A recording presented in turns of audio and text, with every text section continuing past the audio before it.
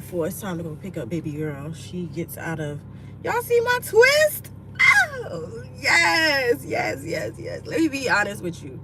I did not expect me to be doing these twists, but I started doing them more recently because I said to myself, I'm tired of wearing wigs, I'm tired of wearing weaves. I'm really ready to be back to my old self.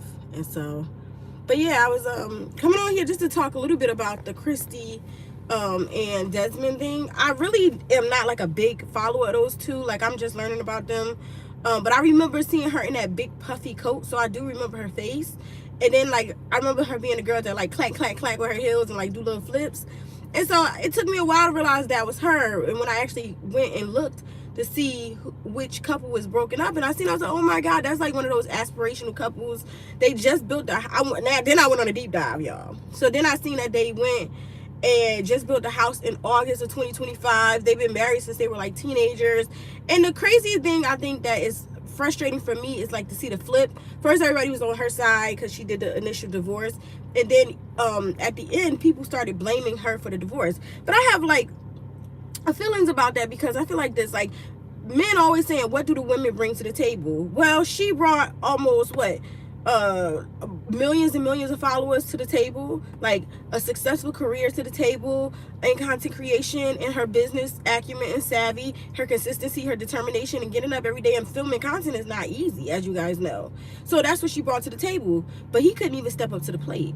So it's like, men ask you to build this table, bring something to this table, right? Men say bring something to the table, but when they can't even stand up to the plate. So that's my whole thing. It's like, y'all flipped on her because he said, oh, I've asked to leave. Well, you didn't ask clearly enough. You should have filed the divorce papers. Because if that's the case, you don't just sit there in suffering and allow yourself and your wife to suffer. If you're supposed to be a man, even if you enter the next phase of your life, the next relationship of your life, you're supposed to be there to be the leader. And if you are suffering and in not a place of want to be with her, and she still wants to fight for her marriage, then you need to step to the plate and say, it's time that we clear off the table. And that's what I feel like is really missing in the conversation, because a lot of the people were initially like, oh my God, I feel so bad for you, Kristy. And then eventually, when he wrote his little, I don't even know what kind of letter that was. It wasn't an apology. It was just a random chat GBT letter.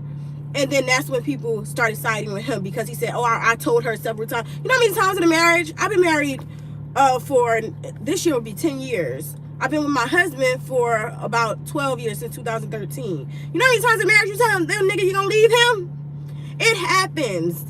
And vice versa. He probably said, I'm leaving, I'm over it. You know how many times you said it in a marriage? It happens. Especially if you've been with somebody since you were 14 years old, like Kristy and Desmond. And so for them now to try to flip the script on her and say, oh, he said he wanted to leave. Well, he didn't say it clearly enough, because he should have filed them papers. I'm ready to file them papers. But he didn't do that. So I think that's kind of where the misconception is for me, is like, you ask these women to do certain things.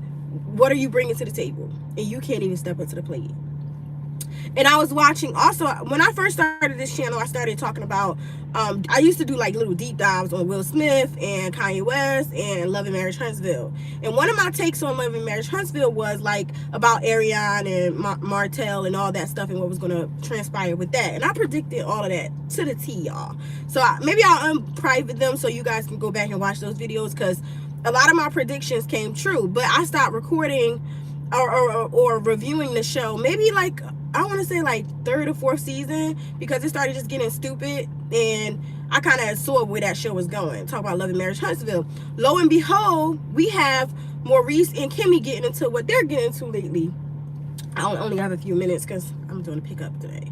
And I was watching this whole like back thing where somebody, I don't know who had time for that. I think her name was something with the T. I'll tag her in the description if I decide to leave this live up. But it's something like Too Hot, Too Tea. And she literally clipped Maurice and Kimmy from the beginning of their relationship until this latest episode, where he's basically like, yeah, I'm almost checked out. Like, I'm almost done.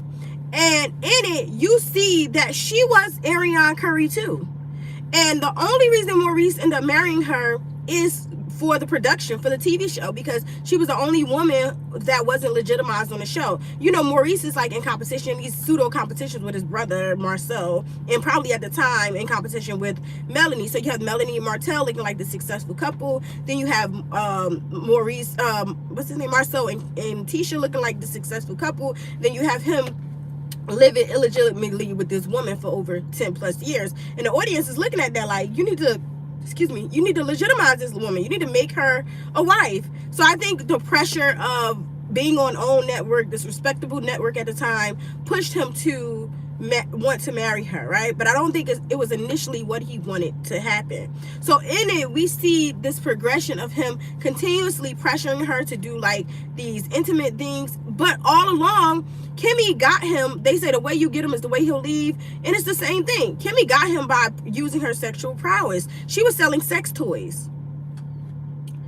Hi, she was selling sex toys, right? And he ended up buying the sex toys. I mean, he ended up having his wife go to the event where she was having her sex toys, selling her sex toys. And then his wife met her, and then he was still married to his wife at the time, going through a divorce. He